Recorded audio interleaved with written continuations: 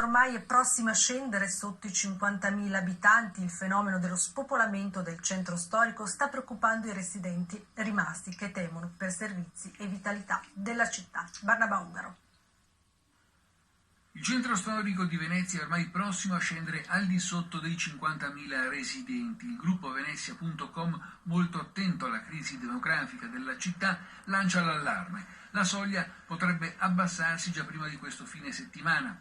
L'ultimo bollettino comunale del 5 agosto segnala 50.015 abitanti e la tendenza degli ultimi mesi farebbe scendere Venezia al di sotto di quota 50.000 nella giornata di giovedì.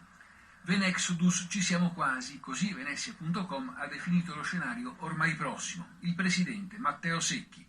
Lo sforamento dei 50.000 abitanti a Venezia segna automaticamente la fine, la perdita dello status di città, perché sotto i 50.000 diventiamo un paesetto e non più una città in senso compiuto.